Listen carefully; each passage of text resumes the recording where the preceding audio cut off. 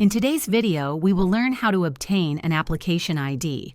When creating users and applications in Okta, an ID is assigned to each user application created, which is randomly generated on user creation and unique across all Okta tenants and cells.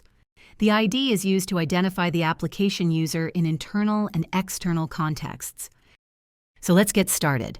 First, log into your Okta admin dashboard, navigate to Applications, and then Applications. From here, select the application you want to obtain the ID from. You will find the application ID in the URL as highlighted on screen. Now click on View Logs. The application ID can be used in the system log filters as a target ID.